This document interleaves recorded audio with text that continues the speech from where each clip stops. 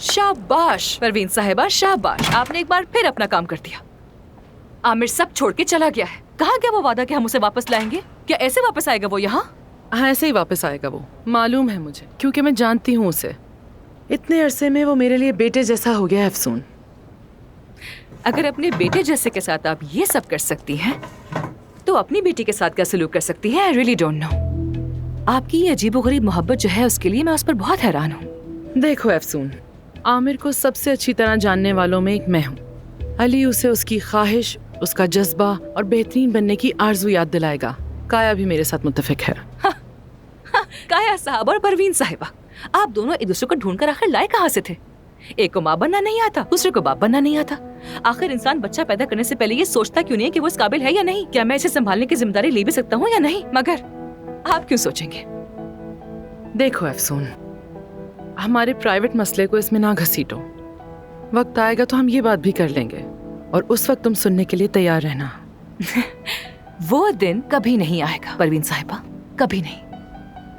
आपको सुनना क्या, बल्कि मुझे तो आपकी आवाज सुनने का भी कोई शौक नहीं। मैं आमिर के साथ की गई नाइंसाफी कभी बर्दाश्त नहीं करूंगी, कभी नहीं। लेकिन क्या तुम आमिर को जानती हो? तुम्हें तो ये भी अच्छी तरह नहीं पता कि उसे क्या बात उकसाती है और किस चीज से उसे सुकून मिलता है। वो बहुत डिफरेंट है। उसे क्या उकसाता है, किस बात से सुकून मिलता है? वो इंसान है, इंसान, कोई जंगली घोड़ा नहीं जिसे आप अपने काबू में कर लें। वो तो है, लेकिन मैं उसे काबू में नहीं करना चाहती। मैं उसे सिर्फ उसका असल चेहरा दिखाना चाहती हूँ। उसे सिर्फ एक चीज की जरूरत है, ये जानने की कि उसका बाप उसे अहमियत देता है। हर बच्चा यही चाहता है। यानी उसका मसला अली बकाकची नहीं, उसके बाबा काया साहब है। आमिर कहीं नहीं जाएगा, तुम देख लेना। बस तुम अली के थोड़ा करीब रहो। आमिर के करीब रहूं, ये मतलब है आपका? अली के, तुम जितना अली के करीब रहोगी, आमिर उतना ही पागल होगा। नहीं नहीं परवीन साहिबा, आप बिल्कुल पागल हो चुकी हैं। अपनी इन बेतुकी ख्वाहिशात को अपनी हद तक रखें और हम पर मुसलत करना बंद कर दीजिए, समझ गई? कटोरे में जहर देना बाकी रह गया है बस। मैं भी किससे बात कर रही हूँ?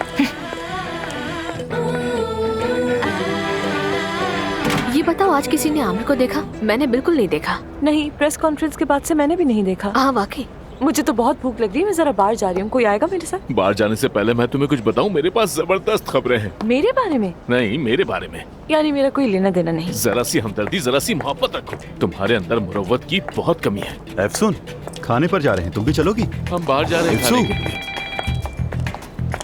क्या ये हमें नहीं सुना? कहीं और है। हाँ कहो असली।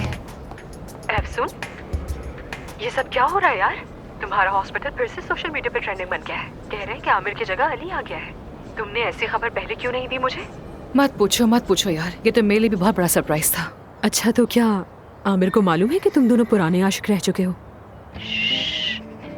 चुप करो लड़की, जरा आहिस्ता बात करो। मैं अपने काम पर हूँ। अपने कमरे में नहीं हूँ। किसी को सूरत हाल का पता नहीं और पता चलना भी नहीं चाहिए। अरे मुझे क्या पता इस बारे में यार। अभी आमिर आया था, बहुत खफा लग रहा था। मैंने सोचा शायद उससे पता चल गया और तुम दोनों की लड़ाई हो गई है। आमिर वहाँ पर है? हाँ आया था, हवा की तरह। घोड़ों में सेक लिया और फौरन ही चला गया। ठीक है, मैं फौरन आ रही हूँ वहाँ। ठीक है। उस बारे में तमाम वजाहत दे चुकी हूँ। बतूल जी कहिए।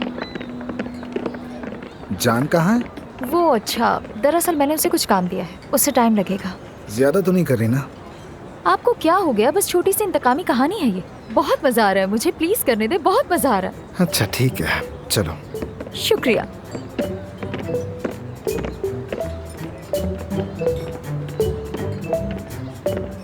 बात सुनो, खत्म हो गया मैं। ये सब चीजें रखो और जरा मेरे पास आओ। रखो। चलो वॉशरूम साफ कर दो, उसके बाद काम खत्म। अपने पास रखो इसे। क्या हो रहा है ये? हाँ भाई, माफ कीजिएगा लेकिन मैं वॉशरूम साफ नहीं करूंगा। ये तो वैसे भी तुम्हारा काम नहीं है, सफाई वाले का काम है ये। मैंने सही कहा ना बतूल? तुमने गलत समझ लिया। चलो अपने काम पे लग जाओ।